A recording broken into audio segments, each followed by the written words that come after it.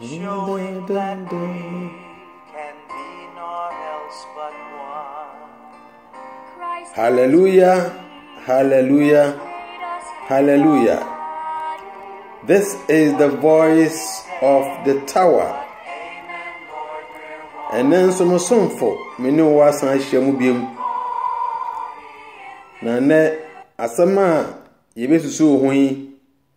matudin say blood moja sutiase ni emompaye ade hina so tumfo asafe ho aye dawase sannenso wode yen kwa akyenyen na wo bekirekire yen eja yesrawo se bie yan adwene ni wae man nenso yento asama asemfa mo ye bra ni yafata wahini a wasiesie amanipa komapafo no ye dawase wo yan hini yedimafo ni ajinkwa Kristo Yesu dimu. Amen. Minua moja ho asam na yebeka ne nei. Ehu hie yie pa sa yebete nsam ase yie. Minua transam no ama yete ase se Onyankopon nkrofo a oyi won a yefrom se Israelfo no. Omo wahade se ema won ni moja. Mawun ni moja na mpo ansana Israel ebeba no oman Israel nkasa beba no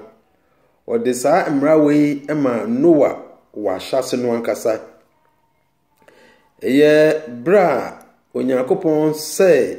wiase saa bre no ode nsuo se wiase a Noah ene nabusuafo nipa wotwe enya wuntididi mu no omusifri akenu apɛ na ode saa ahyɛde ma wɔn Genesis 10:7 no Onyankopɔn ka kyerɛ Israel for sɛ free na koi me de enam anasɛ ehunam amamo ɛyɛ aboa efisɛ na omunni nam da na ɛyɛ vegetable omuhina mo yɛ vegetarians fititete Adam so saabre no ena ohye won se free na ekode ubetumi edinam anasa aboa na mmom moja no nko a de mamunni eya amunhwie ngu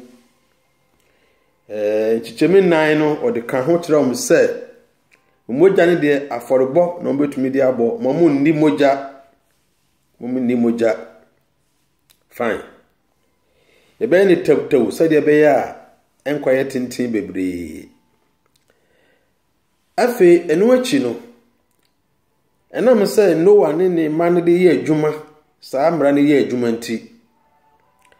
ema Leviticus tidonson chichem du biako ekosi du nan nso Onyankopon san kan kire Israelfo ne se Medikan ka kire moja no dada se mamumu biara ni moja timunhwe ye ne ma ni moja na okire mu ni nti a ensese mu di moja no o se aboa biara ni nkwa ewo ni moja ni mu nkwa ewo aboa ni mu no ewo ni moja mu enti na me asafo Yehowa me se mo bo afore a me fa moja no na mo afode se mo bo afode na se me de moja no egu me ota no so a etese mo de aboa no nkwa na e de amame ne life na mo de amame ti mamu ni moja no san katoa so wo tudumiensan de du na hina se omu bi ko ye aha ekukuma aboa se wo oba obanana ohoho otu nchen okukuma aboa anase koyo habi na okuma aboa bia mommo modin se mbuhwe ni moja na aguti se nsuo na mode dote akata so ohyew samra we ema Israel fo no tiase ediye na Deuteronomy Mose woma etoso enum no nso eti dumienu chichem dunum ni dunsia ne de mpo kan se ohonam bi a obedi sa aboa mogya no yenku no yensina aboa nku no menuanom sa emrei edaso wo homa yen Kristofo ana eno ne asama mede abetu table so sei eba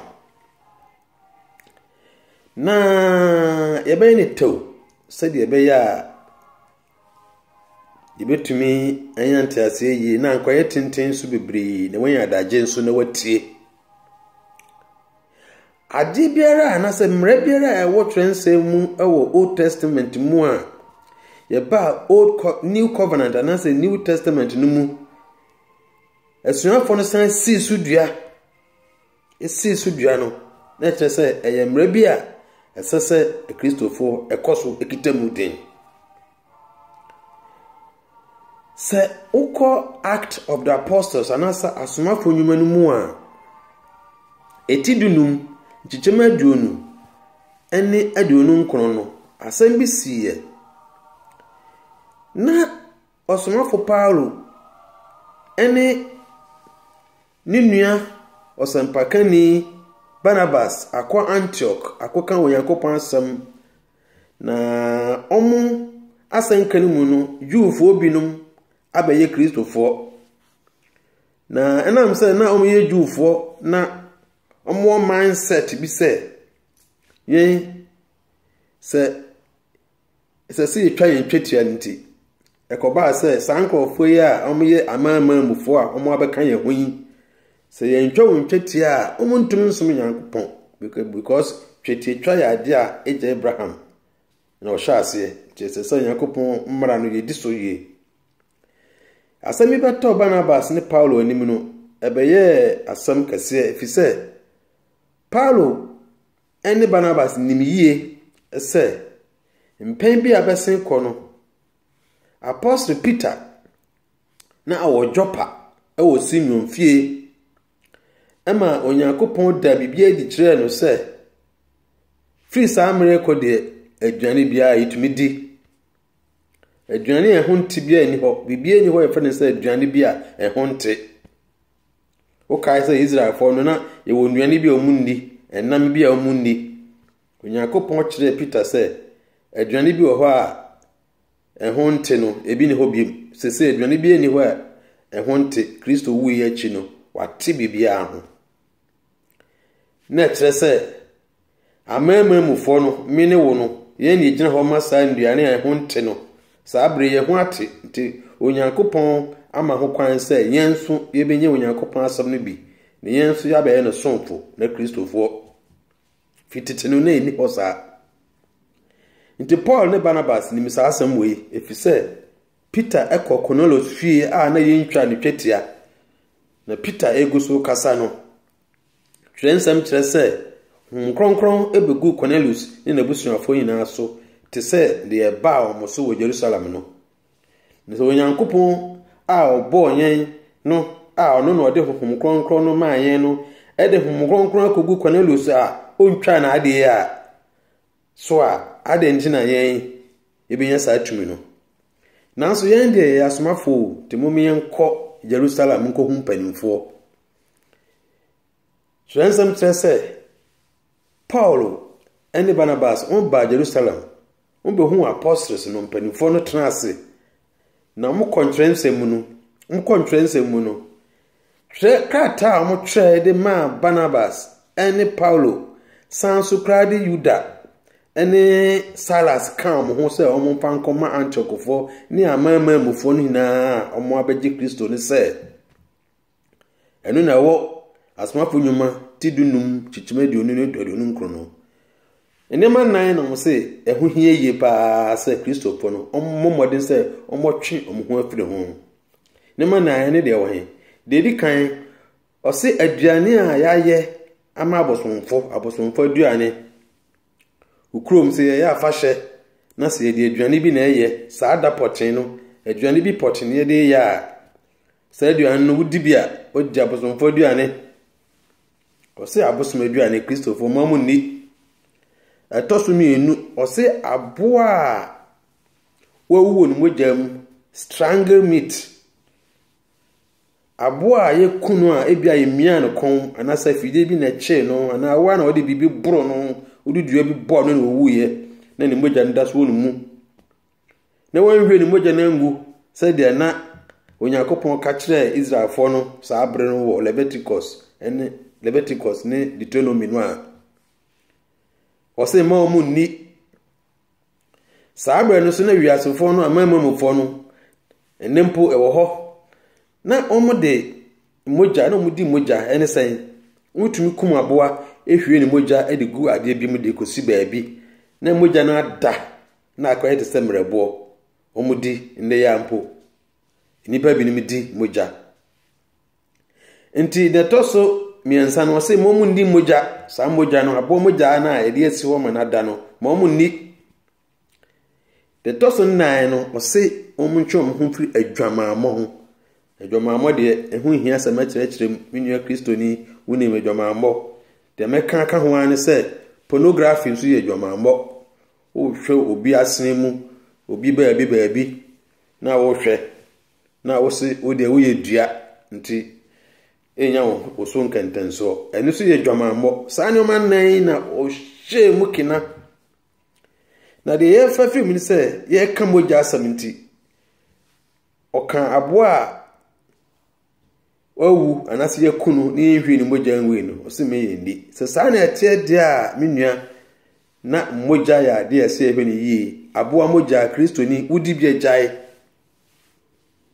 Onyankopon mmara kase ehu hia no yie nti na asomafo no esan si su dua ewo Act of Apostles no menua a woda asora no wo ye shepherd anase pastor anase odifo anase wo ye evangelist ana tumidie bia Onyankopon de ama wo no mesrawo kusan ko twensam no mu se wonfa saa twensam ndi djuma san komu na hunu se mogya ya de a ense se Kristo ni bi adi bipacho mamu mfa 1 Corinthians no chapter 10 verses 23 to 31 no mamfa confuse wo ho efise ho enka mogya ho asem eka aduane ho asem se de yakan dada no na Israelfo ni nuane bi ne mmoa bi se preko no ne nwa no ne mmoa bebre bi na omu ni enti osmafo Paulo se aboa bia Onyankopon ate ho aduane bia obo mpa egusu a Onyankopon ate ho wanka mogya ho asem kan ho ni yepa wanka mogya ho asem enti se wo ye wadwen so aboa na wo ni mogya mu kra me bom mpa egusu a na ho ate uboa udi fo Onyankopon nim odi mogya epacho enye blood transfusion ho asem na America se onipa betwi ni mogya ama ne nyanko nipa ho asem na America da bi eno de minye hu wo Bible no mu efise onipa otiase a wonwuye ena ode ni mogya ede ma onipa bi so a otiase a wonwuye nti hwan nsem no Onyankopon yakobisa mogya no o se obi bisa mogya no anase ni nkwa no afri nipa na odi aboa na osan di ni mogya no nipa de yanwe nti mentumi nka se wadi aboa wawe nipa nti ni wasan no mogya ka ho da bi eno de mi hu wo twensem no mu efise na technology bia akra ni ho sa abre no a eretwi nipa mogya egu nipa mogya mu nipa foforo na mo mesa wo se wonni wonyi mogya efise eto da bia doctor for a mistake emma obi mogya na nipa na akonya nsunsuanso bi asan akonya yade foforo bi eno de o ka de a eno be beti ase mfo Nyankopon dimbam minua asami amene wa aka ne nei enhu hia me yie pa mon conference mu nkoye hwehwemu na mu se obiara pesa osum Onyankopon sum odi Kristo Yesu echiri esum asafo Yehowa no twen wo ho free mogya ho na ebone efise in fact okan wa Act of Apostles chapter 15 verse 20 no say abstain from twen ho free mogya ho ne ma se mo twen ho free ho no mogya aboa wawu no mogya mu no oka ho yo we ni asema ne edapon so a me pese me ne ho esusu ho me mpa abone so Onyankopon mmie wadwene niwa no ba anya yeraba nyankopɔn nkɔ so nhyira wo double. Amen.